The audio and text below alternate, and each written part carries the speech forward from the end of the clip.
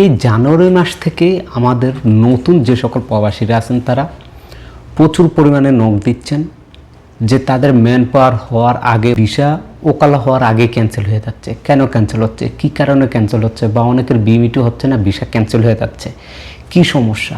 আবার অনেকের বিএমইটি হচ্ছে না, কি কারণে হচ্ছে না, কি সমস্যা, এই বিষয়গুলো জানতে চাচ্ছেন। আজকের এই ভিডিওতে আপনাদের পার্ট বাই পার্ট আপনাদের সেই অ্যান্সারগুলো দেওয়ার চেষ্টা করব। এখন পর্যন্ত আমার কাছে যে তথ্যটা আছে সেটা প্রপারলি আমি আপনাদের মাঝে শেয়ার করার চেষ্টা করব। আপনাদের প্রতি রিকোয়েস্ট থাকবে, আমাদের বাংলাদেশে 1000 2000 নয় প্রায় 60,000-এরও অধিক নতুন প্রবাসী যারা সৌদিতে আসবেন তাদের অনেক উপকার আসবে। ভিডিওটি বেশি বেশি করে শেয়ার করবেন যাতে করে প্রত্যেকে ভিডিওটা দেখে সতর্ক হতে পারে বা তাদেরকে কি করতে হবে সেই তথ্যটা যাতে জানতে পারে। তাই ভিডিওটি অবশ্যই শেয়ার করবেন। শুরুতে আসি যে ভাই ম্যান পাওয়ার কেন হচ্ছে না। দেখেন, ম্যান পাওয়ার কেন হচ্ছে না এর দুইটি কারণ। আমি যেই দুইটি কারণ আমি খুঁজে পেয়েছি সেই দুইটি কারণ আপনাদের মাঝে শেয়ার করব। প্রথম কারণ হচ্ছে কি আপনার এজেন্সি ইচ্ছাকৃতভাবে কোনো এজেন্সি আপনার আবেদন করতে গিয়ে ভুল আবেদন করে, যাতে করে সে আপনার কাছ থেকে আরও কিছু টাকা বেশি নিতে পারে। আবার অনেক এজেন্সি আছে ইচ্ছাকৃতভাবে সে আপনার আবেদন সঠিকভাবে করছে কিন্তু আপনার যেই বিএমইটির জন্য যে পেমেন্টটা করার দরকার সরকারকে সেই পেমেন্টটা করে নেয়। সেটা ইচ্ছাকৃতভাবে তারা পেমেন্টটা পেন্ডিংয়ে ফেলে রাখে আপনার কাছ থেকে কিছু টাকা বেশি নেওয়ার জন্য, আপনাকে ভুলভাল পরামর্শ দিয়ে আপনার কাছ থেকে টাকা হাতিয়ে নেওয়ার জন্য। এইটা হচ্ছে গিয়ে এক। দ্বিতীয়ত যে কারণটা দেখতে পাচ্ছি, অধিকাংশ এজেন্সি একবারে সঠিকভাবে আপনার বিএমইটির জন্য আবেদন করছে, আপনার বিএমইটির জন্য পেমেন্টও করে দিয়েছে, কিন্তু তারপরও তাদের বিএমইটি হচ্ছে না। কেন হচ্ছে না? ওই এজেন্সিগুলোর সাথে বিএমইটি কর্তৃপক্ষের সাথে অ্যাডজাস্ট নাই। কেন নাই? দেখেন, বাংলাদেশের যে এজেন্সিগুলো আছে প্রচুর পরিমাণে প্রতিটি অঞ্চলে, প্রতিটি জেলায়, প্রতিটি থানায় কিন্তু বেশ নামে বেনামে এজেন্সি আছে। সবাই কিন্তু সরকারের পক্ষ থেকে লাইসেন্সদারি না, এটা আপনাকে মাথায় রাখতে হবে।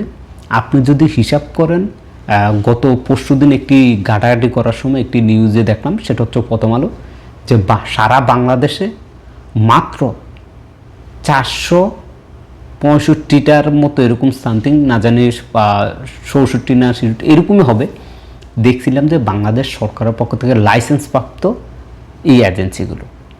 কিন্তু দুঃখের বিষয় হচ্ছে এই ছাড়াও হাজার হাজার এজেন্সি বাংলাদেশে আছে, 400 এজেন্সি আছে, কিন্তু সৌদি এম্বাসিতে এই 400 এজেন্সি যাওয়ার অনুমতি নাই। মাত্র 21টা এজেন্সির অনুমতি আছে তারা সৌদি এম্বাসিতে গিয়ে সেইখানে আপনার ভিসার বইটি জমা দেয়। তো এই যে এতগুলো এজেন্সি নামে বেনামে তারা কি করে আপনার কাছ থেকে সকল এগুলো নিয়ে তারা সব কিছু প্রসেসিং করার পর তারা আপনার এই ভিসার কাজগুলো করার জন্য ওই যে 21টা এজেন্সি আছে সেই এজেন্সির মাধ্যমে দেয়। তখন তারা কি করে আপনার এই সমস্ত কাজগুলো সেই এজেন্সির মাধ্যমে করিয়ে তারা সব কিছু কীভাবে করে, টাকার মাধ্যমে করিয়ে আনার পর এইবার আসেন বিএমইটির কাছে। বিএমইটির কাছেও কিন্তু সকল এজেন্সি যাওয়ার অনুমতি নাই। কিছুদিন আগে আপনার হয়তোবা তালাশ টিমের যেই ভিডিওটি সেটা হয়তোবা অনেকেই দেখছেন, না দেখে থাকলে আবার দেখবেন, সেখানে উল্লেখ করা আছে কথিত 4 থেকে 5টা এজেন্সি শুধুমাত্র বিএমইটিতে যেতে পারে।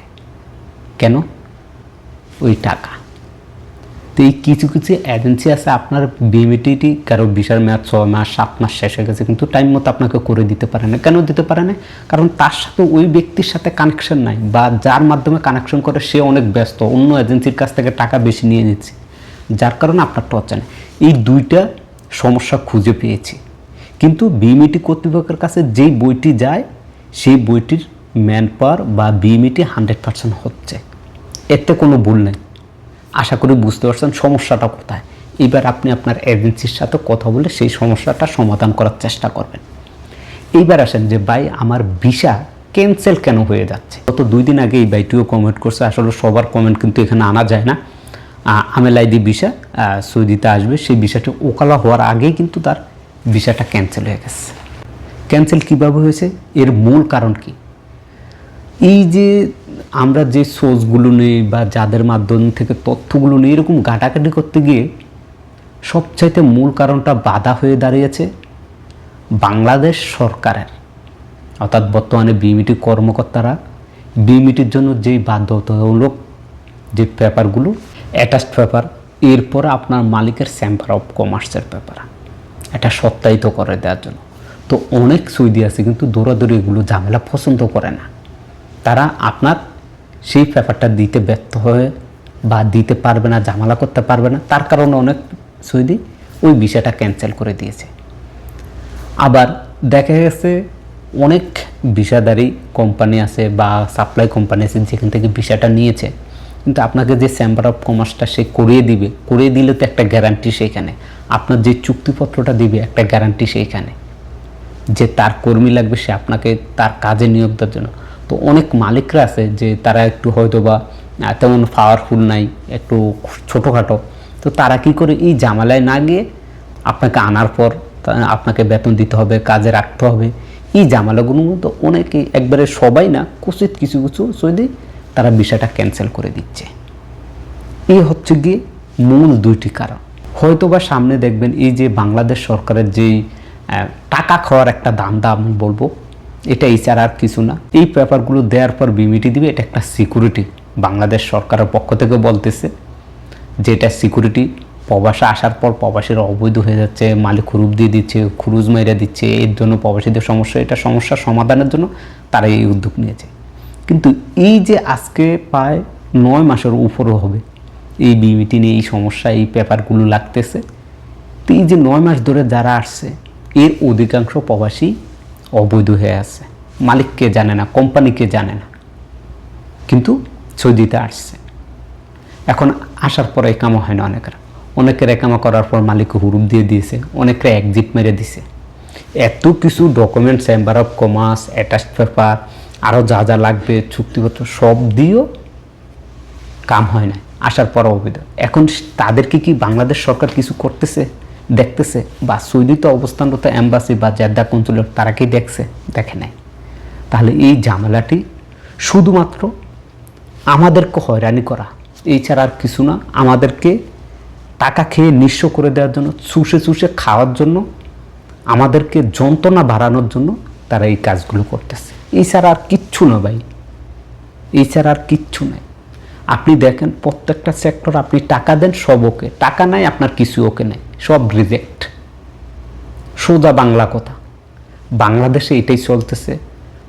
প্রবাসীরা বলতে যারা জনগণ আছে তারা চিন্তা করছেন আওয়ামী লীগ সরকার গেছে, বর্তমানে তত্ত্বাবধায়ক সরকার আসছে, ভালো হবে। কই ভালো আর কোথায়? সেই রকম, তার চাইতেও বেশি। এখন আবার অনেকেই চিন্তা করতেছে হয়তো বা বিএনপি আসবে, আসলে ভালো। কি করবে? আবার অনেকে চিন্তা করতেছে জামাত আসবে, আসলে ভালো। আসলে কি মূল কথা, বাংলাদেশে সরকার যাবে, সরকার আসবে।